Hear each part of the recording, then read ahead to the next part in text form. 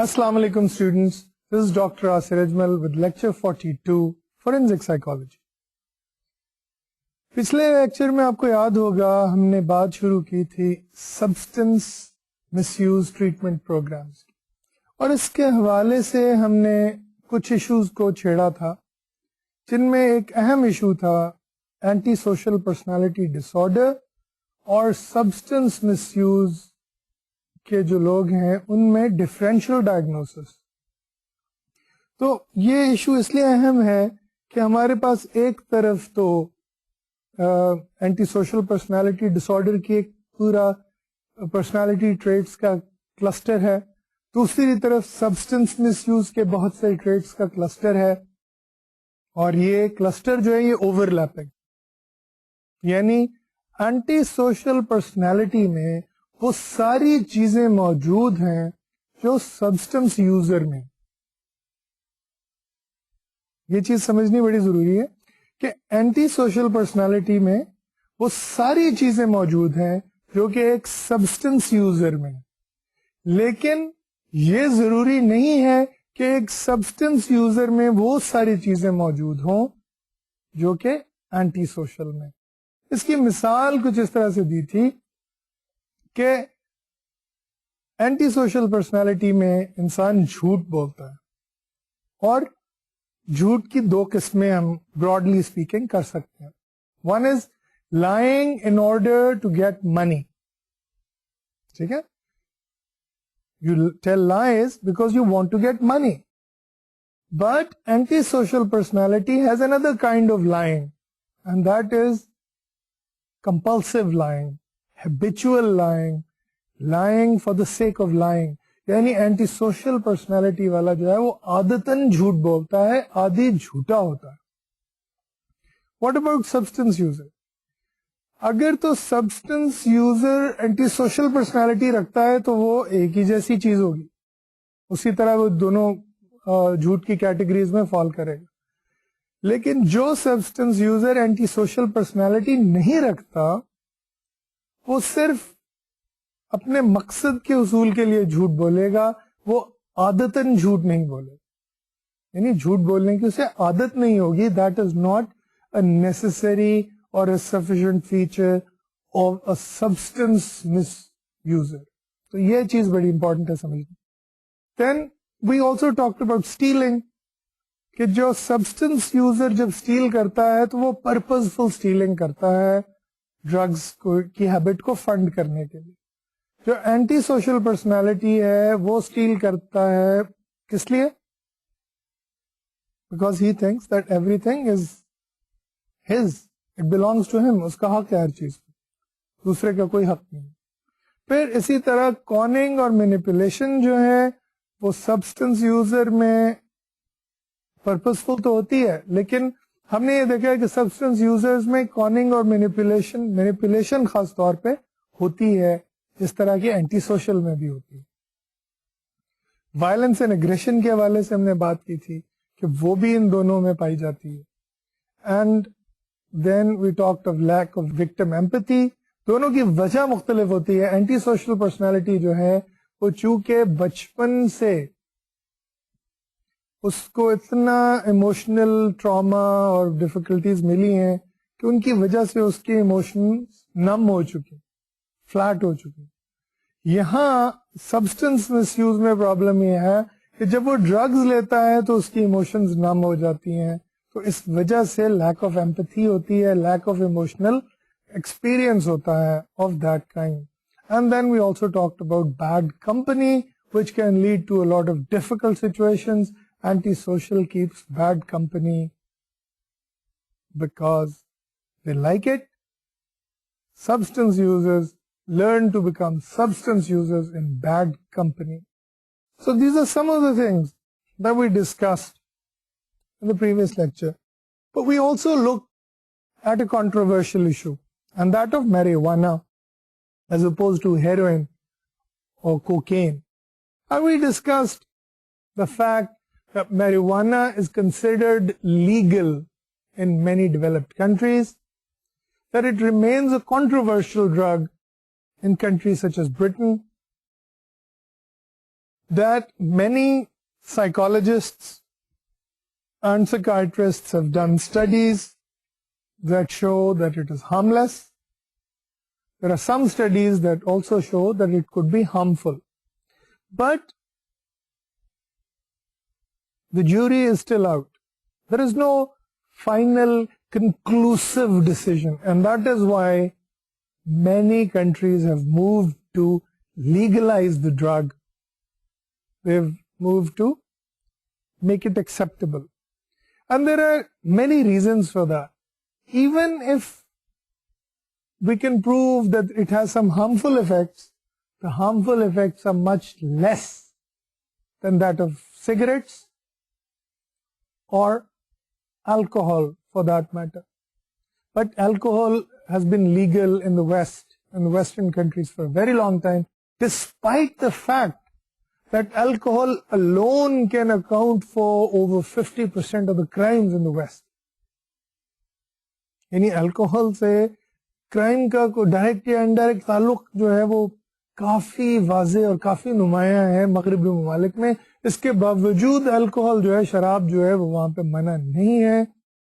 تو انہوں نے پھر جب یہ دیکھا ویسٹرن کنٹریز میں کہ جب کرائم تو کا تعلق الکوہل سے ہے اور میریوانا سے نہیں ہے، حشیش سے نہیں ہے، چرس یا گراس جسے ہم کہتے ہیں اس سے نہیں ہے، تو پھر why bother about it?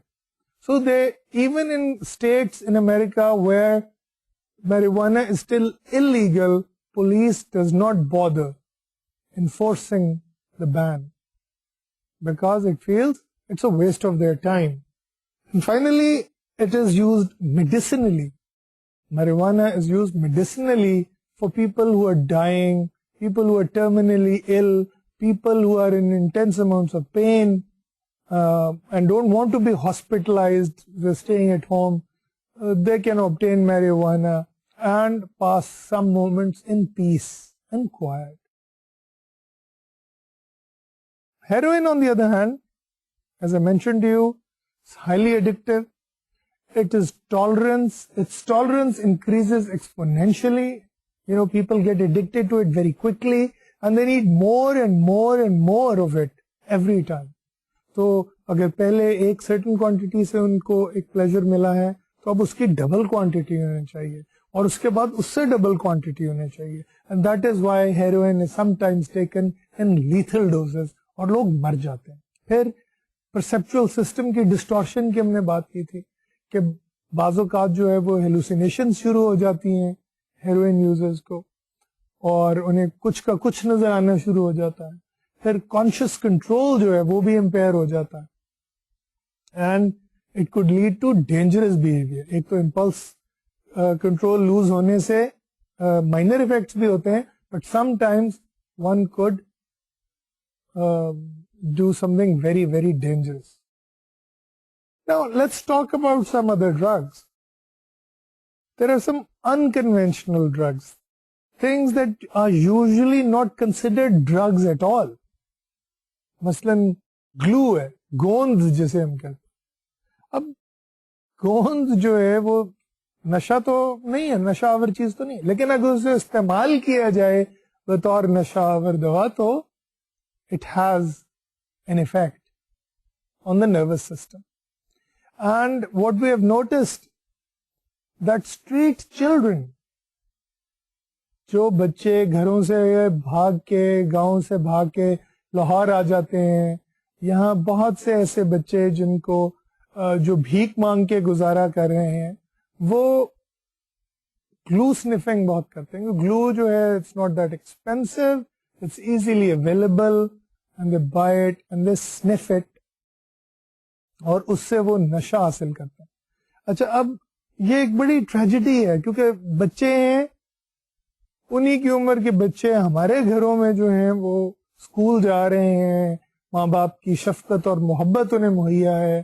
یہاں پہ وہ جو مختلف بیگنگ مافیاز ہیں ان کا وہ شکار بن جاتے ہیں اور اس وجہ سے اپنی تکلیف کو، اپنی جو اذیت انہیں جذباتی محسوس ہو رہی ہوتی ہے اس کو نم کرنے کے لیے، اس کو فیل نہ کرنے کے لیے, اس احساس کو اور اس جذبے کو دبانے کے لیے وہ اس قسم کی چیزوں کا استعمال کرتے ہیں. But it's very harmful for them. Sniffing glue does wrecks the nervous system and also lungs, not to mention your other bodily functions. It's a very, very tragic situation with our children in the cities, in the urban centers. Then there's something called solvent abuse. Solvent abuse کیا ہوتا ہے کہ جیسے spirit ہے. اب spirit جو ہے it is structurally similar to what people use for drinking, alcohol, but it is not designed for drinking. جیسے میتھیلیٹڈ اسپرٹ ہوتی ہے, وہ زخم وغیرہ صاف کرنے کے لیے, ڈس انفیکٹ کرنے کے لیے ہم استعمال کرتے ہیں.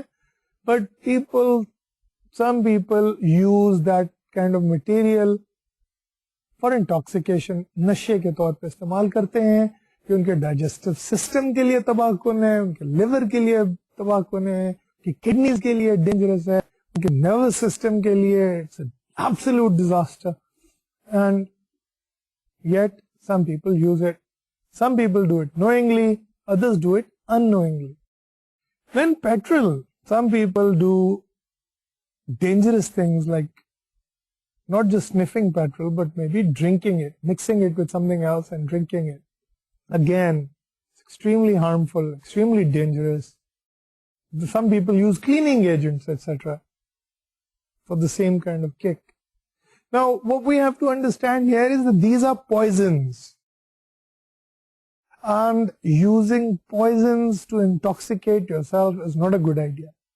بات یہ ہے کہ جو باقی سبسٹنسز ہیں ان میں جو چونکہ وہ جیسے میں نے کہا کہ میریوانا میں ایسا کوئی پوائزن موجود نہیں ہے جو آپ آئیڈینٹیفائی کر سکیں, ٹھیک ہے.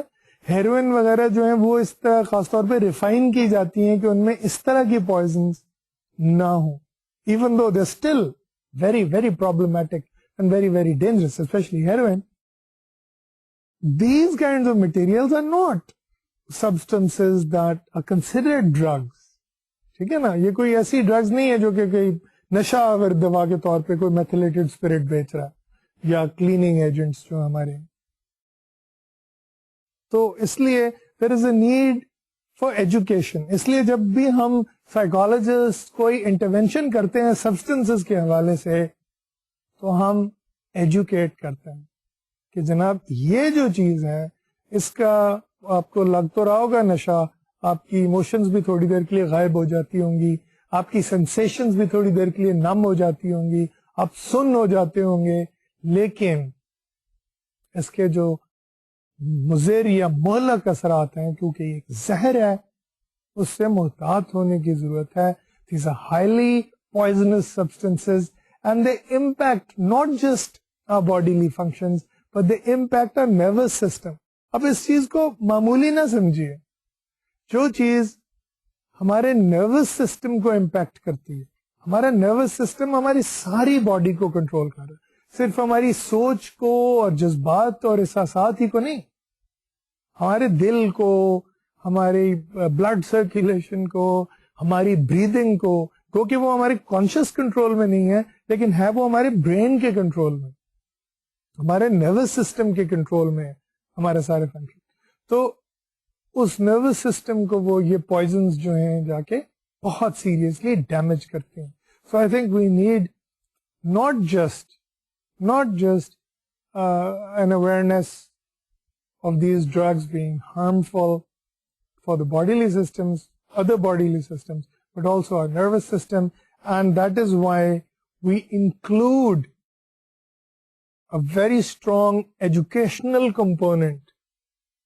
اسی لیے یہی وجہ تھی کہ میں نے آپ کو میریوانا اور ہیروئن کا کمپیریٹیو انالیسس کر کے بتایا, because it is in order to educate you about the drug problem, the nature of the drug problem, and its impact on our, not just our bodies, but on our relationships, on our role in societies.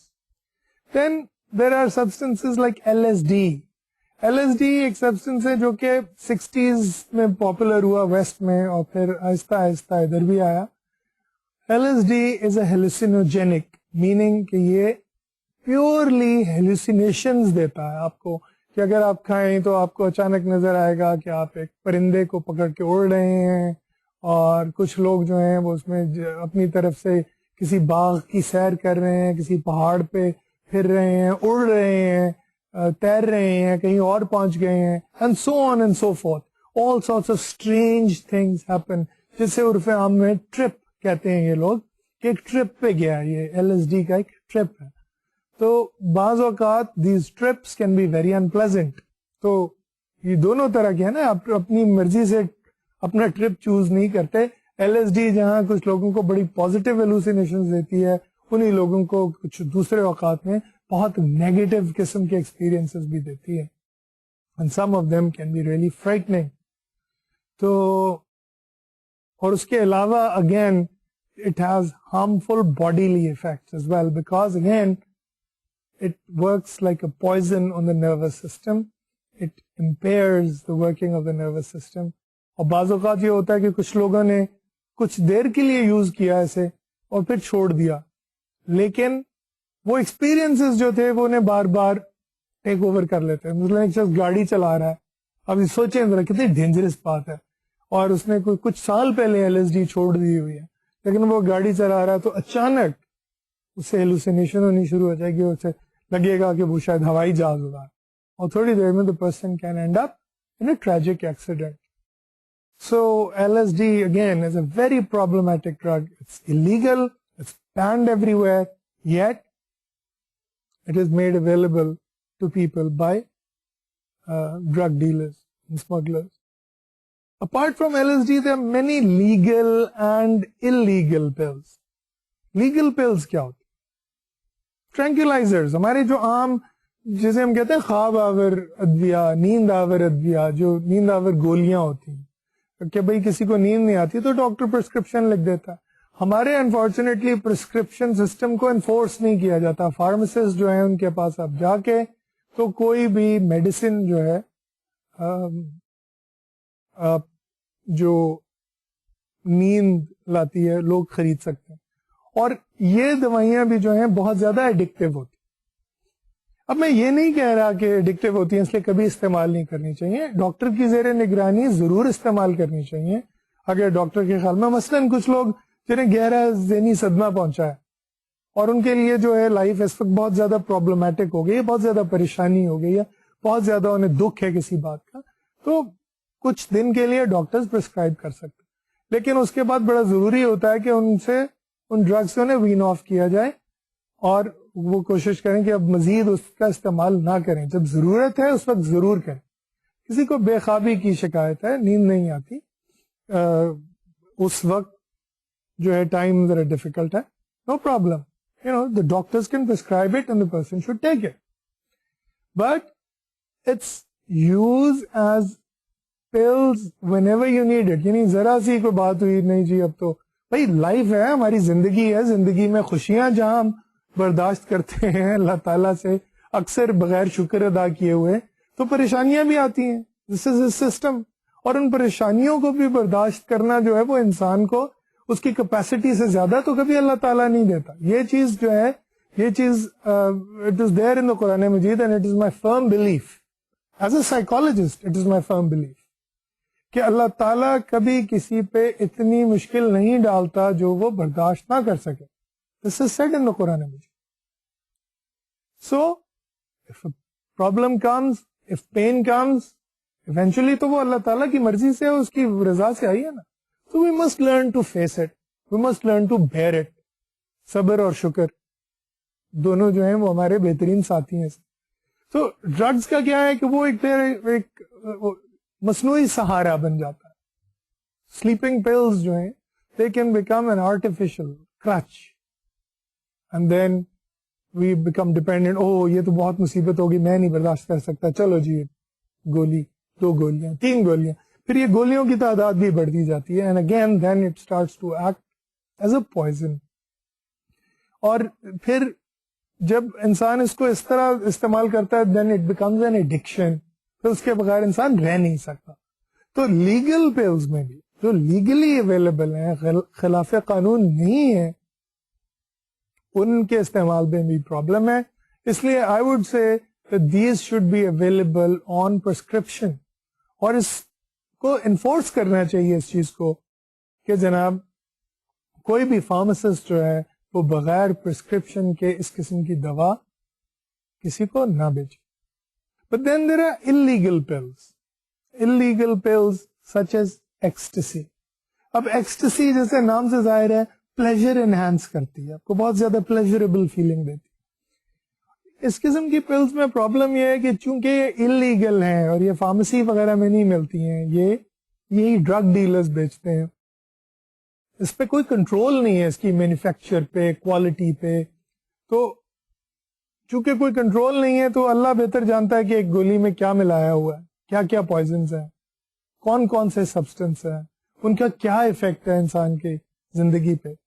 تو یہی ہوا کہ برٹن میں جہاں اس کا بہت زیادہ رواج ہے ایکسٹسی کا, اس کے انلیگل یوز کا, بہت سے ٹین ایجرز پارٹیز میں, وہ اسے پارٹی ڈرگ کہا جاتا ہے, پارٹیز میں استعمال کرتے ہیں, اور بہت سے ٹین ایجرز مر چکے ہیں اس کے استعمال سے. So, there is a problem with these illegal pills as well. But now let's come to alcohol. Alcohol, جیسا کہ نام سے ظاہر ہے, الکوہل عربی کا لفظ, اور اس کے معنی ہماری عام روزمرہ زبان میں جسے ہم شراب کہتے ہیں. اب یہ بہت مختلف قسم کی ہوتی ہے, ساری دنیا میں اس کا جو ہے استعمال مختلف درجے تک عام ہے. تو کچھ علاقوں میں ذرا کم عام ہے, کچھ علاقوں میں زیادہ ہے. الکوہل میں جیسے ایک طرف تو قرآن مجید میں اس کی سختی سے ممانعت کر دی گئی ہے, حرام قرار دیا, اور اس کی وجہ سے ہم نے تمام نشہ آور چیزوں کو حرام قرار دیا ہمارے مذہب. صرف الکوہل نہیں, لیکن کلیئر ایکسپلسٹ بین جو ہے وہ الکوہل پہ. اچھا, اب الکوہل جو ہے وہ کیا کرتا ہے ہماری فزیولوجی کے ساتھ, ہماری سائیکالوجی کے ساتھ. سب سے پہلے تو یہ ہے کہ یہ الکوہل جو ہے وہ ڈس انہیبٹ کرتا ہے.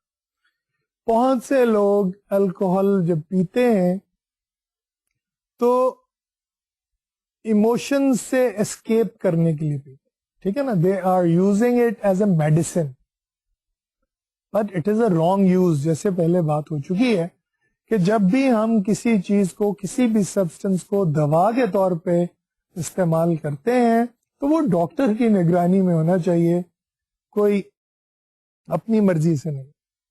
اچھا, تو ایک بات, لیکن it is sort of used as a psychotropic medicine, کہ جناب مجھے اس چیز کا بہت غم ہے تو شراب کے نشے میں اس غم کو بھلا دیا جائے. ہوتا کیا ہے اصل میں, شراب کے نشے میں دو تین چیزیں ہوتی ہیں. ایک تو انسان ڈس انہیبٹ ہو جاتا ہے, یعنی اس کی جو انہیبیشنز ہیں وہ کم ہو جاتی ہیں. اس کا کیا مطلب, کہ وہ چیزیں جن سے وہ پہلے اپنے آپ کو روکتا تھا, شراب کے نشے میں اپنے آپ کو نہیں روک پاتا. تو کوئی برے سے برا کام جو وہ انسان عام طور پہ نہیں کرتا, وہ شراب کے نشے میں کر جاتا.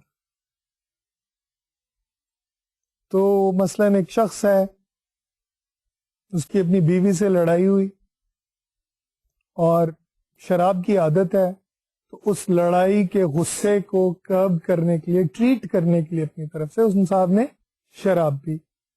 اب جب شراب پی تو بیوی نے کہا, ڈانٹا, لڑی کہ بھئی شراب کیوں پی رہے ہو.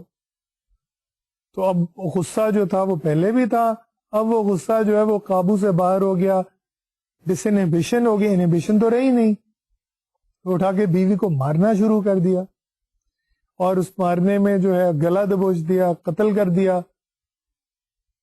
اور وہ ایک اچھا والا انسان جو ہے شراب کی وجہ سے قتل کر بیٹھا.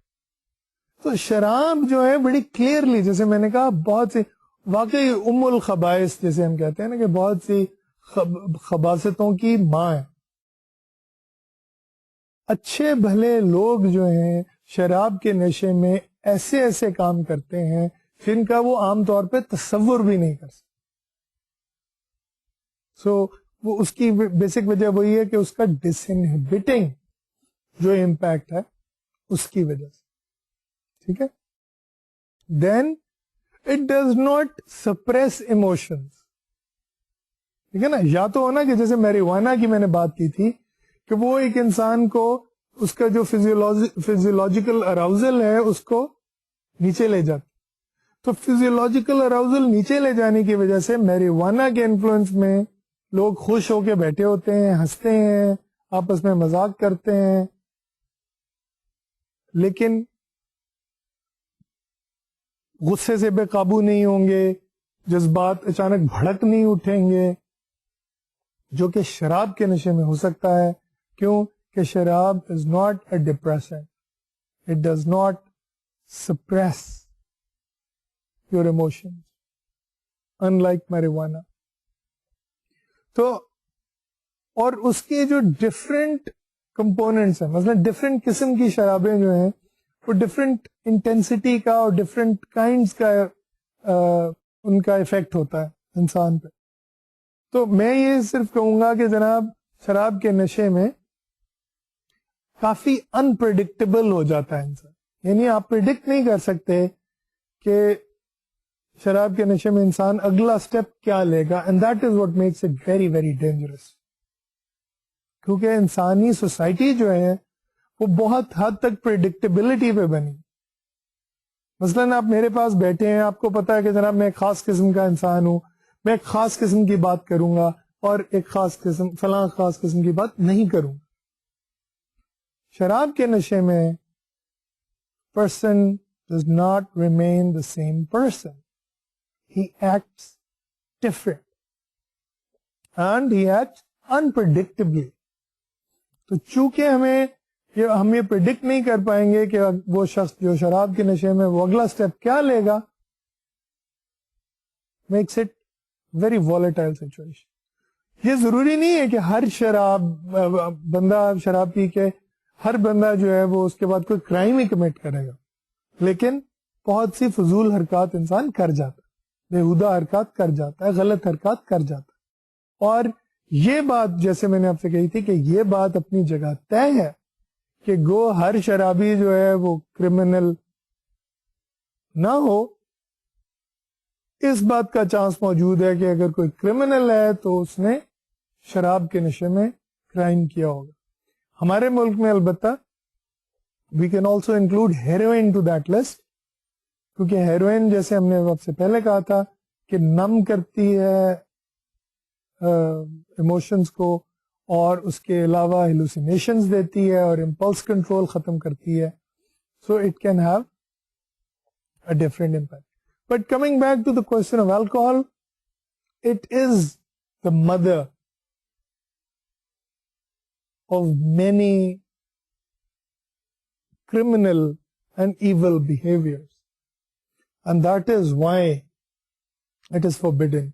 Especially in the cases, as I said, many cases in the West of wife battery, of abuse, of sexual violence, of other kinds of violence, of fights. ایک بہت بڑی پرابلم جو ویسٹ میں ہے وہ ہے ڈرنک ڈرائیونگ, کہ لوگ شراب پی کے ڈرائیو کرتے ہیں. اچھا, اب اس میں پرابلم یہ ہوتی ہے کہ جس شخص نے شراب پی ہوتی ہے اسے اپنی سچویشن کی بھی اسیسمنٹ نہیں رہتی. اس میں بڑا یہ کلیئر کانفیڈنس ہوتا ہے کہ جناب میں گاڑی چلا لوں گا, مسئلہ ہی کوئی نہیں, لیکن اس کے ریفلیکسز سلو ہو جاتے ہیں اور اس کی ججمنٹ امپیئر ہو جاتی. تو اگر اچانک گاڑی کے آگے کوئی آ گیا, اگر بریک لگانے کی ضرورت ہے اور بریک لگائی تو اس میں ٹائم ڈفرنس جو ہے بہت زیادہ ہوتا ہے, اوپر سے کوئی اور سچویشن آ گئی تو the person who is driving under the influence of alcohol is not a very safe driver, neither for himself nor for other people on the road.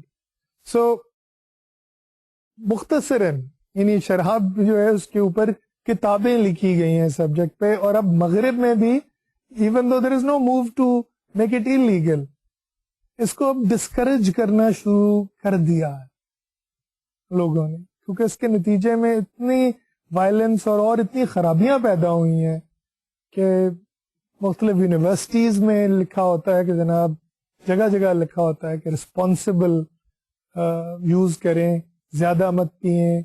پھر دوستوں کا کہا جاتا ہے کہ اگر آپ ایک شخص کے دوست ہیں اور آپ نے دیکھا ہے کہ اس نے شراب زیادہ پی لی ہے تو اسے آفر کریں کہ آپ ڈرائیو کریں گے, لیکن پھر اگر آپ نے اپنے آپ کو ڈیزگنیٹڈ ڈرائیور بنایا ہے تو پھر آپ شراب کو ہاتھ نہ لگائیں.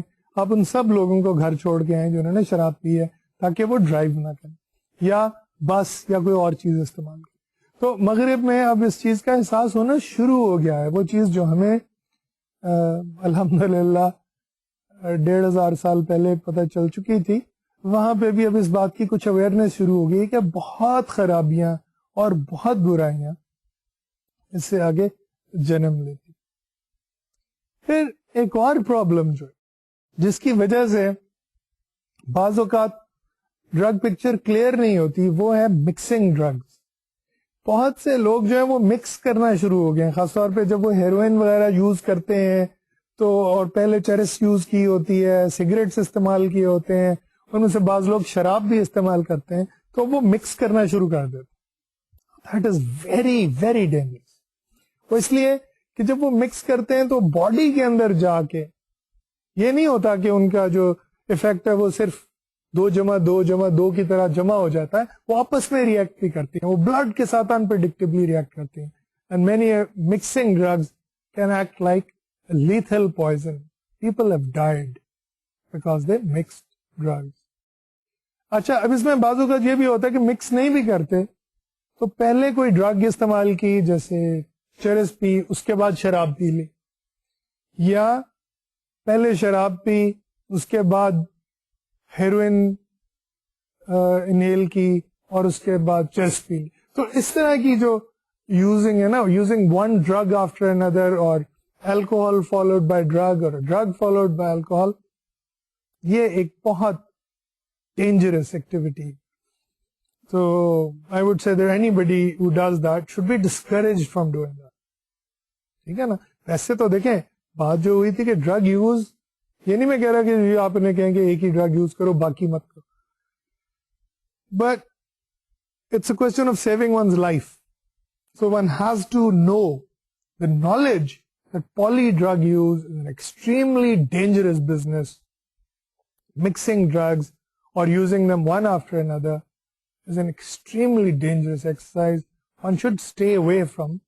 That can affect more than just the nervous system. You know, it can wreak havoc with our liver, with our stomach, with our intestines, with our, lungs, the heart, depending on what mixtures we make. تو اور اس میں اگر جیسے میں نے آپ سے پہلے کہا کہ انلیگل ڈرگز ہیں تو ان میں تو کوئی گارنٹی نہیں ہے نا کہ جی پیورٹی ہوگی, اور اگر وہ ڈرگ امپیور ہے تو آپ لیبورٹری سے ٹیسٹ کرائیں گے اور بیچنے والے کو پکڑیں گے. ایسا تو کوئی سسٹم ہی نہیں ہے کوالٹی کنٹرول کا. So God knows what one is ingesting, inhaling, drinking, eating, whatever it is that the person is doing, poly drug use is to be avoided. So, that's a very clear health warning I'm giving you. So now let's talk about treatment. ہم treatment میں کیا کرتے ہیں؟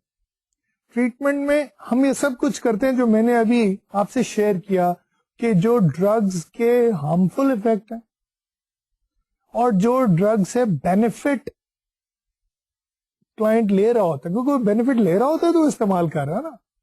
You can't say کہ جی اس کا کوئی benefit نہیں, that would be naive to say the least. تو وہ جو بینیفٹ ہیں وہ بھی ہم ان سے ڈسکس کرتے ہیں, لیکن ان کے ساتھ جو ان کی پرابلمز ہیں وہ بھی ڈسکس کرتے ہیں in a very objective scientific way, کہ جناب یہ ڈرگ ہے, اس کا یہ نقصان ہے, یہ ڈرگ ہے. مثلاً اگر میرے پاس ایک باپ آتا ہے بیٹے کو لے کے کہ جناب یہ چرس کا اس کو نشہ لگ گیا ہے, اب بتائیں کیا کیا جائے, تو باپ کو پہلے تو ری ایشور کرنا ضروری ہوگا کہ جناب شکر کریں ہیروئن کا نشہ نہیں لے, رائٹ. اب یہ بات عجیب سی بے شک آپ کو لگے, but this has to be the first step. پھر اس لڑکے کے ساتھ بھی جو ہے یہی ڈائلاگ ہمیں کرنا پڑے گا کہ جناب پہلے تو یہ کانٹریکٹ اس قسم کا ہو کہ یہ جو ٹریٹمنٹ آپ کی ہو رہی ہے, تھراپی جو آپ کی ہو رہی ہے, اس کا مقصد آپ کی چرس کی عادت ختم کرانا ہے, اور اس دوران میں آپ یہ پرومس کریں گے کہ آپ کوئی اور ڈرگ استعمال نہیں کریں گے, چرس کریں یا نہ کریں. تو ظاہر ہے اگر وہ آپ سے بات کرتے ہی وعدہ کر لے چھوڑنے کا, تو ٹریٹمنٹ کیسے ہوگی, ٹریٹمنٹ کا کیا فائدہ, اور ٹریٹمنٹ کی ضرورت کیا ہے اگر صرف ایک وعدے سے ایک انسان اس قسم کی ہیبٹ چھوڑ سکے. تو وعدہ اس چیز کا لینا ہے جس کی ابھی اسے ہیبٹ نہیں ہے. We have to make sure, کیونکہ اگر ہم اس سے چرس کے بارے میں غلط باتیں کریں گے, جھوٹ بولیں گے, ایک تو یہ ڈس آنےسٹ ہوگا, دوسرا یہ کہ وہ تو استعمال کرتا رہا, اسے پتا ہے کہ اس پہ پلیزنٹ فیلنگ ہوتی ہے, اسے پتا ہے کچھ حد تک کہ اس کے کوئی ہارمفل اتنے افیکٹس نہیں ہے فزیولوجیکلی, تو وہ آپ کو جب آپ ہیروئن یا دوسری ڈینجرس ڈرگز کے بارے میں سے بات کریں گے تو وہ آپ کو یقین ہی نہیں کرے. So that is also very important that you tell him the truth. So that is the first thing we do. We educate. جسے ہم سائیکو ایجوکیشن کہتے ہیں. Educate the person about the substances and their effect on the human body. And we have to be honest and scientific about it. اور پھر ہم نے وہی جو اسیسمنٹ ہم نے وائلنس کے لیے کی اور جس کا بار بار آپ سے پہلے بھی ذکر کیا, وہ ہے اسٹیجز آف چینج. یہ اسیس کرنا کہ یہ شخص, یہ کلائنٹ کون سی اسٹیج پہ. پری کانٹمپلیشن یعنی ابھی ٹھیک ہے لوگوں نے اسے بات کی ہے بھائی چھوڑ دو, وہ ابھی وہاں پہ نہیں پہنچا. اس کے ذہن میں یہی ہے کہ جی بھائی یا ابو یا امی یا وائف یا جو بھی لے کے آیا ہے اس کو خوش کرنے کے لیے میں آ تو گیا ہوں, چھوڑنا ورنہ میں نے ہے کوئی نہیں. ٹھیک ہے نا, اس کو ہم کہتے ہیں پری کانٹمپلیشن ڈرگز کے حوالے سے. کانٹمپلیشن کیا ہے, وہ سیریسلی سوچ رہا ہے کہ یار پرابلم ہے, heroin addiction is a serious problem. کیوں, میں اچھا بھلا انسان تھا, اب میں پیسے چرا رہا ہوں. کتنی گھٹیا بات ہے, وہ خود سوچ رہا ہے. تو مجھے اس سے پرہیز کرنا چاہیے, اس سے بری کمپنی بھی ملتی ہے مجھے, اور بہت سی خرابیوں میں برائیوں میں پڑ گیا ہوں, میری صحت افیکٹ ہو رہی ہے, میری جاب افیکٹ ہو رہی ہے. یہاں پہ وہ کانٹمپلیشن میں آ گیا ہے, اس بارے میں تفکر کر رہا ہے, سوچ رہا ہے کہ ہاں جی مجھے اس کے لیے کچھ کرنا چاہیے. دین پریپریشن میں کیا ہے, انسان کچھ بنیادی اسٹیپس لیتا ہے. مثلاً آپ سائیکالوجسٹ ہیں, آپ اپنی کلینک میں بیٹھے, ایک شخص آتا ہے خود, کوئی بھائی کوئی باپ کوئی ماں کوئی اسے لے کے نہیں آیا, وہ خود آیا, وہ کہتا ہے جناب میں اس ہیبٹ کو چھوڑنا چاہ رہا ہوں. Now that alone is enough to tell us that he may be in the preparation stage. وہ تیاری کر رہا ہے, صرف تفکر نہیں کر رہا, اسے اگلا سٹیپ لے لیا اس. ٹھیک ہے, ہاں, لیکن it's still a long way, ابھی بہت سا کام باقی ہے. But he is in the preparation stage. اس نے نہ صرف یہ ہے کہ آپ تک پہنچا ہے, آپ تک پہنچنے کے لیے اس نے بہت سے لوگوں سے بات کی ہوگی کہ بھئی میں عادت چھوڑنا چاہ رہا ہوں, پھر کسی نے آپ کے بارے میں بتایا ہوگا کہ جناب فلاں کلینک میں فلاں سائیکالوجسٹ جو ہیں وہ ڈرگ ایڈکٹس کے ساتھ کام کرتے ہیں.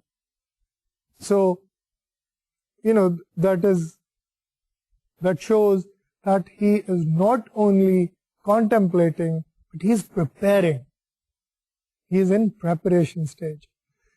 Then we come to action stage. اب ایکشن آپ کہہ سکتے ہیں کہ جناب پریپریشن میں بھی وہ تو ایکشن کر رہا ہے, لیکن وہ پریپریٹری ایکشن. ایکشن کا مطلب ہے the actual act of leaving, of quitting, of stopping the usage of the drug. تو ایکشن میں کیا ہوا, اس نے کہا جناب آپ کو آ کے بتایا کہ جناب میں نے چھوڑ دی ہے اور اب مجھے 2 ہفتے ہو گئے. تو اب آپ اسے ایکشن سٹیج میں ہیں, تو اب آپ اسے مینٹین کر رہے ہیں, اسے ہیلپ کر رہے ہیں, اسے انکریج کر رہے ہیں, اسے ٹیکنیکس بتا رہے ہیں. مثلا جو ایک بڑی سمپل ٹیکنیک ہے وہ یہ ہے کہ جناب سپلائی کی سچویشن سے دور رہنا, خاص طور پہ ارلی سٹیجز میں. فلاں دوست جو ہے وہ مجھے ہیروئن بیچتا ہے, फलां दोस्त को अवॉइड करना हर हाल, दुनिया इधर की उधर हो जाए, एक्शन स्टेज में उसके पास नहीं जाना. सो you make a list of actions that the person is supposed to take in order to support his or her effort. ठीक है, तो ये action stage. Then we have maintenance stage. क्या कि जनाब आपने 1 साल उस बंदे के साथ काम किया और सक्सेसफुली काम किया, अब 2 साल के बाद वो बंदा आपके पास फिर आया, कहने लगा जनाब अभी तक अल्हम्दुलिल्लाह मैंने दोबारा इस्तेमाल नहीं की, ठीक जा रहा हूं, कभी कभी क्रेविंग होती है, मैं आपके पास आया हूं, जरा थोड़ी सी सपोर्ट मुझे और. So that person is in maintenance stage. ठीक है, और खुदा के फजल से काफी लोग जो हैं वो इस किस्म की आदतों से निकले हैं, and they have come into maintenance stage. कुछ बहुत कम, लेकिन अनफॉर्चुनेट लोग जो हैं वो मेंटेनेंस स्टेज से फिर उस आदत को उन्होंने शुरू कर दिया और प्री कॉन्टेम्पलेशन में चले गए. लेकिन ज्यादातर लोग जो हैं वो कॉन्टेम्पलेशन और प्रेपरेशन फेज में लुढ़क जाते हैं, आगे बढ़ते नहीं. And that is why drug addiction is a very difficult thing to cure, specially chemical dependence जो. लेकिन अगेन मायूसी नहीं इसमें होनी चाहिए. वो इसलिए कि विल पावर जो है इंसानी वो बहुत सी चीजों को कंट्रोल कर लेती है, इम्पॉसिबल को पॉसिबल बना देती है. बहुत से लोगों ने ड्रग्स छोड़ी हैं और वो मेंटेनेंस स्टेज में गए हैं. तो ट्रीटमेंट के बारे में जो मैंने बात की थी, पहले तो आप असेस करते हैं कि जनाब इंसान कौन सी स्टेज में, तो स्टेज के मुताबिक उसके साथ काम किया जाता है. और इसके 2 मेन तरीके जो हैं, एक इंडिविजुअल थेरेपी है, दूसरी ग्रुप ट्रीटमेंट है, और बाज औक़ात दोनों इस्तेमाल की जाती है. अब ग्रुप ट्रीटमेंट के लिए जो बहुत जरूरी बात है वो ये है कि देखा जाए कि सूटेबिलिटी है कि नहीं. मसलन आपको पता है कि जनाब एक शख्स है वो ड्रग्स इस्तेमाल ही नहीं करता, ड्रग्स बेचता भी है. अब ऐसे शख्स को मैं ग्रुप में शामिल नहीं करूंगा कभी, ग्रुप ट्रीटमेंट. क्यों नहीं करूं? Because that person will be a terrible influence on others. हो सकता है कि वो ग्रुप में आए इसीलिए हो कि जनाब कुछ कॉन्टेक्ट बनाए और उन लोगों को ड्रग्स बेचे. सो ऐसे बंदे को, लेकिन we as psychologist have to trust people, तो उसे मैं इंडिविजुअल ट्रीटमेंट डिनाई नहीं करूंगा. ठीक है ना, इंडिविजुअल सेशन जरूर दूंगा. हो सकता है वो वाकई सीरियस हो, लेकिन ग्रुप ट्रीटमेंट के लिए वो सूटेबल नहीं. फिर बाज लोग बहुत शाय हैं, बहुत ज्यादा शर्मीले, और उसकी वजूहत बहुत सी हो सकती हैं, लेकिन that could be part of their drug taking picture. तो उनको भी सीधे ले जाके ग्रुप में बिठा देना ज्यादती है उनके साथ. अगर आपका ख्याल है कि जनाब साल 1 के बाद वो ग्रुप ट्रीटमेंट के काबिल होंगे, तो पहले उन्हें इंडिविजुअल थेरेपी, इंडिविजुअल ट्रीटमेंट दीजिए. Then one of the routine things that we do in group treatment of substance abuse is relaxation training. Relaxation training क्या होती है? मैंने आपसे बार बार बात की है कि रिलैक्सेशन ट्रेनिंग, फलां चीज में रिलैक्सेशन ट्रेनिंग, इस चीज में, उस चीज में. होती क्या? बेसिकली हम इंसान को ये ट्रेन करते हैं कि जनाब गहरे सांस ले, आराम से बैठ जाए या लेट जाए, आंखें बंद कर ले. आगे इसकी फिर वेरिएशंस हैं. कुछ लोग मसल्स को अकड़ाते हैं और फिर ढीला करते हैं, कुछ लोग सिर्फ कंसंट्रेट करते हैं मसल्स पे. बट ये जो एक बेसिक एक्टिविटी है ना, आंखें बंद करके गहरे सांस लेना, ये बजाते खुद बहुत रिलैक्सिंग एक्टिविटी है. फर्क सिर्फ ये है कि हम इसे 2 या 3 या 5 मिनट के लिए नहीं करवाते, 20 मिनट के लिए करवाते. तो वो जो 20 मिनट के लिए करवाना है, उससे क्या होता है कि one experiences deep state of relaxation. और लोगों को पता चलता है कि जनाब जब एंजाइटी हो तो जरूरी नहीं है कि कोई गोली उठा के फांक ली जाए. जरूर ये भी हो सकता है कि इंसान आराम से लेट जाए और गहरे सांस ले. Right. Another technique that has come from the east mostly from the Sufis, but also from the yogis, is mindfulness. Mindfulness meditation. Mindfulness meditation یا جسے مراقبہ کی اسٹیٹ بھی کہتے ہیں, وہ ایک ایسی چیز ہے جو ڈیپ بریدنگ سے شروع تو ہوتی ہے لیکن اس سے کہیں زیادہ ایڈوانس چیز. مائنڈفلنس کا مطلب یہ ہے کہ آپ جو کام اس وقت کر رہے ہیں, جو بھی کر رہے ہیں, بیٹھے ہوئے ہیں تو مکمل طور پہ کر رہے ہیں. جیسے صوفیاء کرام ہمارے جو یہ جو حضور صلی اللہ علیہ وسلم کی حدیث ہے کہ جناب نماز ایسے پڑھو جیسے تم خدا کو دیکھ رہے ہو, اور اگر ایسا نہیں ممکن تو ایسے پڑھو جیسے خدا تمہیں دیکھ رہا ہے. اس چیز کو احسان کہا حضور صلی اللہ علیہ وسلم نے کہ یہ احسان ہے. احسان کا مطلب یہ the best possible way. حسن سے نکلا یہ لفظ, حسن حسن یہ کوگنیٹ. تو احسان یعنی اس حسن کی, حسن کی بہترین فارم. تو احسان کیا ہے کہ جب آپ نماز پڑھ رہے ہیں تو ایسے جیسے آپ خدا کو دیکھ رہے ہیں, یا پھر ایٹ لیسٹ یہ کہ خدا آپ کو دیکھ رہا ہے. تو اگر ہر عمل ہم دل احسان کرنا شروع کریں, that is the message of the saints, کہ بھائی let's take a housewife, وہ کپڑے استری کر رہی ہے اور کپڑے استری کرتے ہوئے کچھ اور سوچ رہی ہے اور قمیض جل جاتی. That shows the absence of احسان. کوئی کھانا پکا رہا ہے اور ہانڈی رکھ کے جناب کسی سے گفتگو میں مصروف ہو گئی, ہانڈی جل گئی. آپ گاڑی چلا رہے ہیں اور کسی اور چیز کے بارے میں سوچ رہے ہیں, گاڑی کا ایکسیڈنٹ ہو سکتا. سو if we do everything with احسان, اس میں تکلیف برداشت کرنا بھی جو ہے وہ بال احسان ہوتا ہے. پھر بھائی جیسے میں نے آپ سے پہلے کہا تھا کہ دکھ اور خوشی تو ساتھ ساتھ ہیں زندگی میں. تو جب خدا نہ خواستہ کوئی دکھ یا پریشانی کسی کی زندگی میں آتی ہے تو اس کو بھی بال احسان صبر اور شکر کے ساتھ ایکسپیرینس کریں, کیونکہ زندگی ایکسپیرینس کرنے کا نام ہے. تو مائنڈ فلنس جو ہے وہ اس چیز کا نام کہ آپ جو بھی چیز کریں اسے فلی ایکسپیرینس کریں. تو ہم اب ویسٹ نے ایک چیز یہ اڈاپٹ کی ہے group treatment of substance abuse میں کہ جناب آپ کو ڈفرینٹ ایکسرسائز کرائی جاتی ہیں. مائنڈفل واکنگ, جب آپ واک کر رہے ہیں تو اس طرح واک کریں کہ آپ بھرپور واک ہی کر رہے ہیں. آپ بیٹھے ہوئے ہیں تو اس طرح بیٹھیں کہ آپ کا ایک ایک سانس آپ کو فیل ہو رہا ہے, آپ کی ایک ایک سوچ آپ کے دماغ سے گزر رہی ہے, آپ کی ایک ایک چیز جو آپ دیکھ رہے ہیں اسے پوری طرح سے دیکھ رہے ہیں, بھرپور طریقے سے دیکھ رہے ہیں. تو اس کو وہ کہتے ہیں مائنڈ فلنس میڈیٹیشن.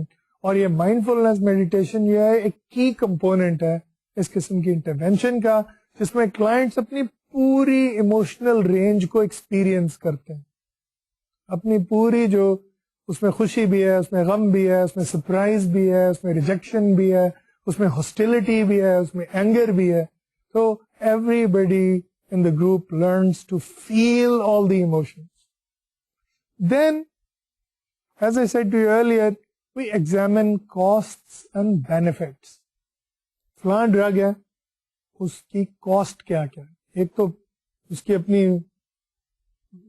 فائنینشیل کاسٹ, پھر اس کی ہیلتھ کاسٹ, پھر اس کی ریلیشن شپ کاسٹ, پھر اس کی کریئر کاسٹ اینڈ سو آن. اور بینیفٹس کیا ہیں؟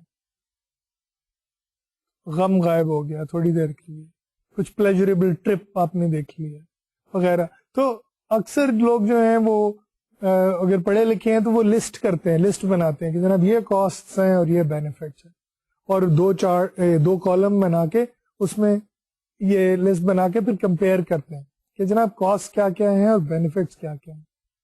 اور پھر یہ بھی دیکھتے ہیں کہ وہ کون سی ایسی سچویشنز ہیں جو کہ اس ہیبٹ کو مینٹین کیے ہوئے ہیں.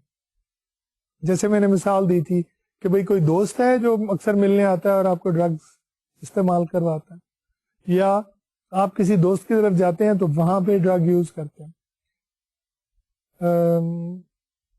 تو ان سچویشنز کو, یا جب آپ کی فلاں سے لڑائی ہوتی ہے تو آپ اب اس وقت یوز کرتے ہیں, and so on. So we look at those situations and we try and help the person change those situations, impact those situations, or avoid those situations, depending on the situation itself. پھر اس کے ساتھ ساتھ ایک چیز ہوتی ہے, وہ ہے enhancing motivation, کہ اس شخص کا جو بھی موٹیویشن لیول ہے اس سے اسے آگے بڑھانا. یعنی اگر وہ پریپریشن سٹیج پہ ہے تو اسے ایکشن سٹیج میں کیسے لایا جائے. اگر وہ کانٹمپلیشن سٹیج میں ہے تو اسے پریپریشن سٹیج میں کیسے لایا جائے. اگر وہ پری کانٹمپلیشن سٹیج میں ہے تو اسے کانٹمپلیشن سٹیج میں کیسے لایا جائے. اس کی موٹیویشن کو ٹو چینج جو ہے اس کو بہتر کیسے بنایا جائے, اسے انہانس کیسے کیا جائے. So that is also very important. اس میں پھر ایک ایکسرسائز جو ہم ہر ایک کو کراتے ہیں وہ ہے of a drug free future. کہ جناب اگر آپ کو یہ کہا جائے کہ آپ یہ امیجن کریں کہ آپ کا مستقبل جو ہے اس میں کوئی ڈرگز نہیں, تو وہ کیسا ہوگا. اچھا, اب وہ یہ سوال اتنا براڈلی نہیں پوچھا جاتا, مجھے بہت اسپیسیفک کر دیتے. ہم مثلاً کہتے ہیں کہ جناب آج فلاں مہینے کی فلاں تاریخ ہے, سن ہے 2007 یا 2008 یا جو بھی سن اس وقت ہے, اور ہم یہ کہتے ہیں کہ جناب اب آپ اس میں 10 سال جمع کیجئے. تو یوں سمجھیے کہ اس وقت 1 جون 2017 اور 1 جون 2017 میں آپ ایک ڈرگ فری لائف گزار رہے ہیں. تو ایک مضمون لکھیے اور اس میں ہمیں بتائیے کہ آپ کا وہ جو دن ہے 1 جون 2017 کا وہ کیسے گزرے. اس میں کیا کیا اچھی باتیں ہوں گی, کیا کیا پلیزنٹ چیزیں ہوں گی. تو even though there are lots and lots of techniques and activities that we use in substance misuse treatment programs, I wanted to give you an overview of the kinds of issues that we deal with when we work with people with substance misuse problems. And I hope that, this serves as also a general education for yourself and an understanding of the intensity of the severity of the drug problem. And also, when we want to treat it, even though it is very difficult to treat, it's not impossible to treat. And if the person has willpower, اس میں ہم ایک بنیادی اصول انہیں سمجھا دیتے ہیں. جو اکثر یہ مسٹیک جو ہے میں آپ کو بتاؤں اسموکرز اکثر کرتے ہیں جب وہ سگریٹ چھوڑ رہے ہوتے ہیں. تو اگر فرض کریں انہوں نے 3 مہینے ایک سگریٹ بھی نہیں پیا اور 3 مہینے کے بعد اچانک ایک سگریٹ پی لیا, تو پھر وہ سیدھے ڈبی خریدنے جاتے. اس کو ہم کہتے ہیں ایک لیپس کو, ایک چھوٹی سی لغزش کو گناہ سمجھنا, لیپس کو ری لیپس سمجھنا. ہم ایک موٹو سب سبسٹنس یوزرز کو دیتے ہیں, remember lapse is not a relapse. کہ ایک اگر آپ سے لغزش ہو جائے تو اس کو بہانہ بنا کے شروع نہ ہو جائے, ٹھیک ہے, اسے ایک معمولی لغزش کر کے کراس لگا کے ذہن سے نکال دیں اور پھینک دیں, اور اپنی جو پروگرس ہے اسے جاری رکھیں, اس پہ قائم رہیں. These words I bid you farewell. خدا حافظ.